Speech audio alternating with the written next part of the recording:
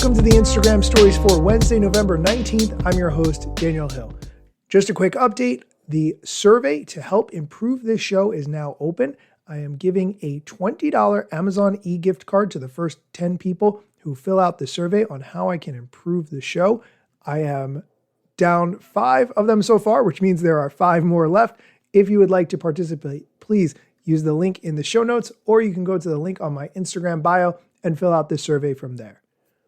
If you have filled out the survey, please know I have sent you your Amazon gift card, so check your email. You should have gotten it already. I'd like to take a moment to mention that I'm thinking about doing an episode just about what I've learned as a result of the feedback you listening give me through these surveys, which are incredibly helpful. Everyone listens on different devices in different ways and different modalities while you're doing different activities, and what you're trying to get out of the show is different as well. You are not all the same profession. You are not all content creators. You are not all social media marketers. It's a wide variety of people. And so that information helps me to figure out how I can make the show better. Okay, we're going to get into today's news, which includes a tip from the head of Instagram about how to go viral on Instagram Reels from a recent interview that he did. It also includes a clip from the head of Instagram talking about how to use the Collabs feature when you collaborate with someone else and how to get the biggest boost possible from the collab feature. We'll also have a quick update about TikTok and AI, and then we'll hear from Lauren at the YouTube Creator Insider team talking about some new improvements that they're working on around creator controls and AI enhanced comment reply suggestions. All of that and more on today's episode, but first, here's a quick word from our sponsors. Welcome back. Let's start with a clip from the head of Instagram on a recent podcast interview he did where he talked about how the Instagram algorithm works and how you can use that to quote unquote go viral.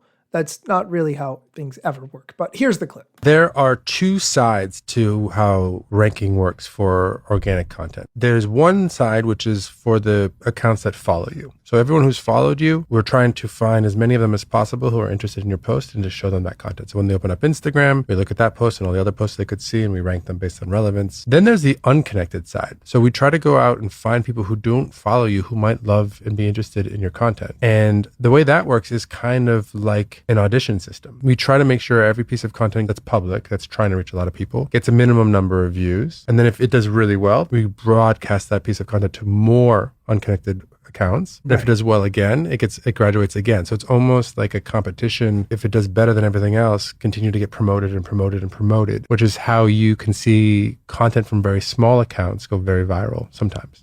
Okay, I just came across that clip, which is why I put it into the show, but I am going to go back and listen to that entire podcast. If you want that unconnected reach where he's talking about people who don't follow you seeing your content, the best way to do that is to use trial reels. If you're not experimenting with trial reels, I highly recommend it. Okay, let's go on to the next clip, which is the head of Instagram explaining about how to use collab posts and how to take advantage of a hack to get a little bit more reach.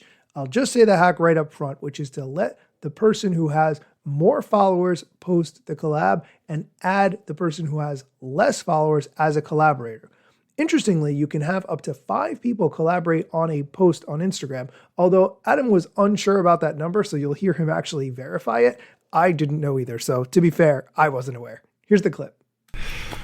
One of my favorite features on Instagram is Collabs, which you might know about, but you might not. If you don't, it's a great feature to use if either you're collaborating with somebody else to create a piece of content, or if you're just trying to reach both sets of followers. And the way you do it is when you're posting something, you can go to tag and then you can actually invite a collaborator. And then the post will be as if it came from both accounts, not just one account. You can actually have up to 3, is it 3 or 5? 5 collaborators at this point.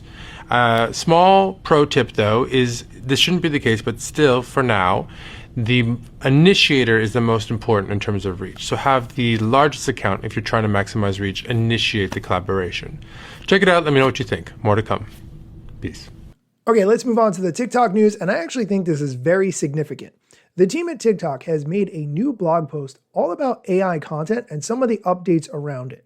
They say that in the coming weeks, they're starting to test a new AI-generated content control in their Managed Topics feature to empower people to choose how much AI-generated content they want to see in their For You feeds. If you're not familiar, within TikTok, there is a section called Manage Topics, which is in your settings, and it allows you to customize your For You feed to see more or less of the content that you like. And the top slider is AI-generated content. You have the option to see more or less of it based on your choice. When you move the slider, it says, this type of content typically includes posts created or edited with AI. Adjusting this may apply to all topics. And then you can say, got it. I really like this feature. I think this is very smart and hoping that more platforms do something similar.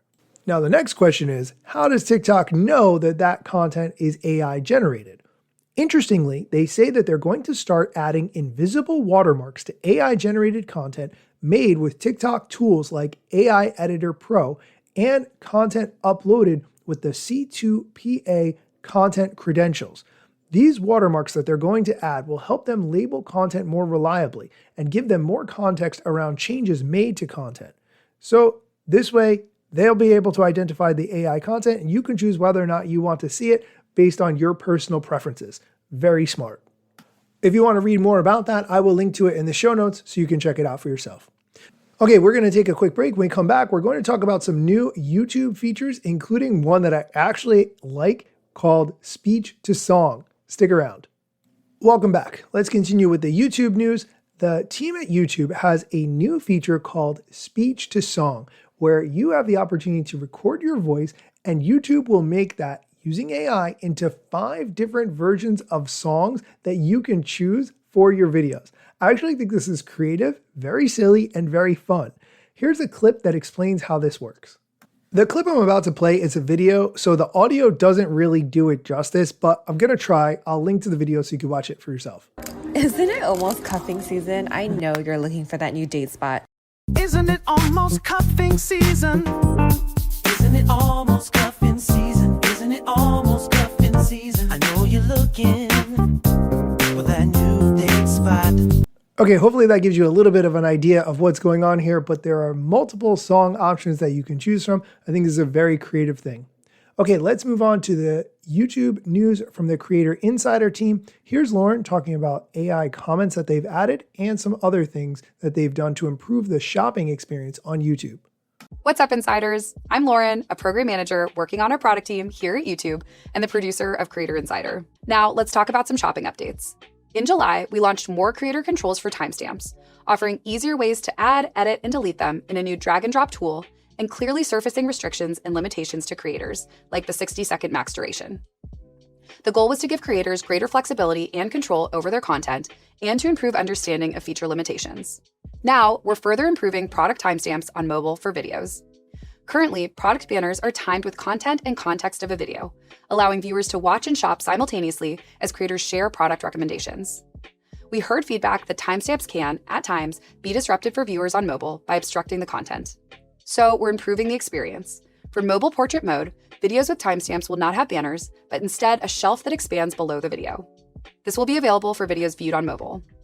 To minimize disruption, the shelf will stay open during gaps between product timestamps and will continue to show the most recent product until the next one appears. Moving on. Last year, we began experimenting with updated AI-enhanced comment replies that gave creators editable suggestions in their own tone and style. The goal was to make it easier for creators to engage with their viewers via comments. We're happy to announce that we're expanding this feature to more creators on Studio Mobile, Main App Mobile, and Studio Web. Suggestions are available in the 100+ languages supported by YouTube Comments, and you may see comment reply suggestions in multiple languages if you have a history of replying in multiple languages. Comment reply suggestions are completely optional and editable before posting. Simply tap the suggestion to edit before replying. Let us know if you have any questions. And that's it for this week. From the creators of YouTube to YouTube creators, we'll see you next week. Okay, that's it for today's news. If you want to help improve the show, please go to the link in my Instagram bio at Daniel Hill Media, or you can use the link in the show notes to go to the survey where you can give your feedback on how I can make the show better. I would really appreciate it. Thank you so much. If you want to hear me talk about another topic that may or may not be related to social media, you can listen after the music for Wednesday Waffle. As always, thank you for listening. Let me tell you a couple things that you should know about me. A product manager but do not have a bachelor's degree, but actually that's factually a fraction of me. And other fractions posting content irregular and irrationally, still probably won't get a job at the Gram. They forgot, they don't know, or don't care who I am. That's why you never see me at the parties and events. My lack of followers must make me irrelevant. Don't have a course of book to sell to make a bag of grand. Not a social media marketer, don't represent any brands. Plain to see, don't have an agency, but I got a lot of spam. Just putting in the work, without the glitz and glam. Won't catch me eating fish, unless it's shrimp or clam. No six pack, no risk that, there's a gym card in my hand. Don't have a full-time job, but I got a lot of plans. Stay plotting, dropping knowledge on TikTok and Instagram. Oh, hey, thanks for sticking around to hear me talk about something else. I'd like to talk about an app that I've been having a lot of fun with lately, and you might be interested in it too.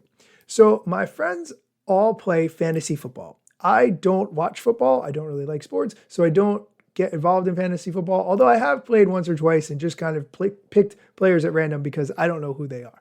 But the idea for this app that I've been using is fantasy football, but instead of players, it's songs.